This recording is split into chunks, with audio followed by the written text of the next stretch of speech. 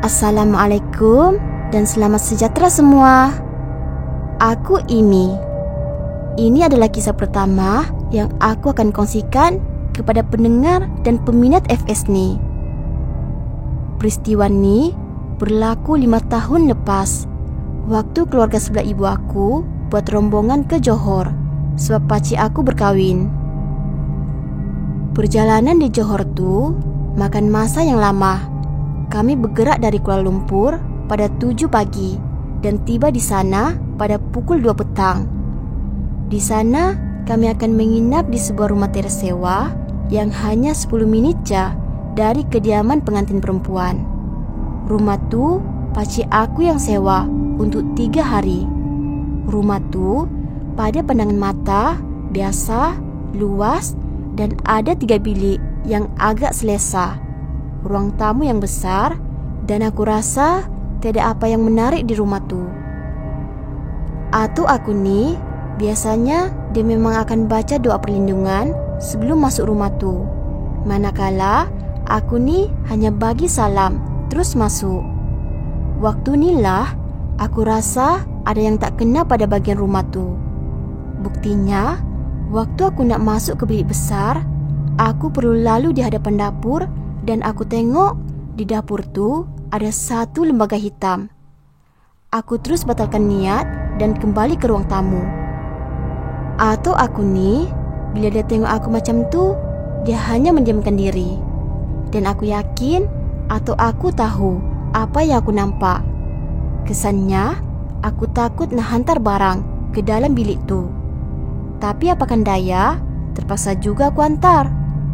Aku tahu lembaga hitam tu ada kat dapur, dan sepanjang aku tinggal kat rumah tu memang terasa aura negatif. Bilik ketiga di rumah tu, pada aku ada sesuatu macam tak kena. Sebab makcik aku kata bilik tu seram sejuk. Malam tu tak seindah yang aku sangka. Mungkin terlalu penat, jadi semua masuk tidur. Tinggallah nenek aku, atuk, aku dan adik aku di ruang tamu. Kami pun terlelap masa tu. Tapi aku terbangun sekitar pukul 2 pagi dan aku dikejutkan oleh makcik aku. "Kakak, bawa adik tidur dalam bilik." Aku kejutkan adik aku dan kami pun berjalan masuk ke dalam bilik dalam keadaan yang lesu dan mengantuk tu. Memandangkan katil dah penuh, aku pun ambil keputusan untuk tidur di lantai. Sejuk juga lantai waktu tu. 1 jam lepas aku tidur, macam ada suara lembut panggil nama penuh aku. Mulanya tu, aku tak nak hiraukan. Tapi nama aku ni diulang banyak kali, sebanyak 3 kali. Aku pun bangun dan aku tengok jam dah masuk 3 pagi. Aku pun balaslah, "Ya Umi, kenapa?" Memang ibu aku waktu tu tidur sekali di dalam bilik tu. Tapi pelik, tiada balasan dari ibu aku. Aku ni pun lelapkan mata aku balik. Tapi suara tu panggil nama aku lagi. Tapi kali ni dengan nama panggilan aku. "Ya Umi." Waktu ni aku sahut je panggilan tu. Dan aku tengok waktu tu pukul 3.30 pagi. Mesti korang pelik kan kenapa aku dapat ingat masa? Sebab waktu tu bila je aku bangun, aku akan tengok jam. Tak lama lepas tu, bila aku toleh ke belakang, Umi masih tidur. Jadi siapa yang panggil aku? Waktu ni lah aku mula fikir logik. Aku lelapkan mata dan suara tu datang lagi. Bila aku menoleh ke arah katil yang ada di hadapan tikap aku tu, aku tengok bayang-bayang macam ada susuk pontianak. Terus aku toleh semula ke hadapan. Sambil mengiring, aku pejam mata dan baca semua surah. Memang masa ni seram sangat. Pagi tu, aku memang pelik. Takkan aku seorang je nampak benda tu. Soalan tu berlegar di dalam fikiran aku. Di bahagian dapur ada lembaga hitam. Di bahagian bilik utama pula ada benda lain.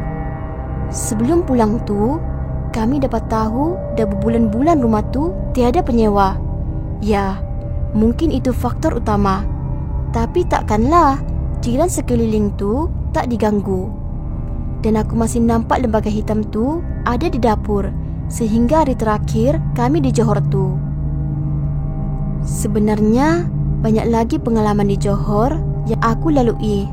Tapi sampai sini jelah cerita aku. Terima kasih sudah mendengar kisah ni sampai akhir. Sebelum tu, sebenarnya pagi tu makcik aku tanya, macam mana kau boleh masuk bilik tidur? Aku pun jawablah. Dia yang kejut. Apa yang mengejutkan? Dia kata-kataku, kau kenapa? Tak ada masa aku nak kejut kau. Aku ni pun gelak jalah dan asak dia dengan soalan yang sama. Tapi dia nafikan. Korang rasa siapa yang kejutkan aku malam tu? Aku nak ingatkan, kalau masuk rumah atau hotel yang belum tentu lancar berpenghuni, aku sarankan baca 3 kul, Ayatul Kursi dan baru beri salam. Sebab benda tu di mana-mana ada. Untuk berjaga-jaga buat apa yang aku sarankan ni. Okeylah, sekian saja cerita aku. Bye semua.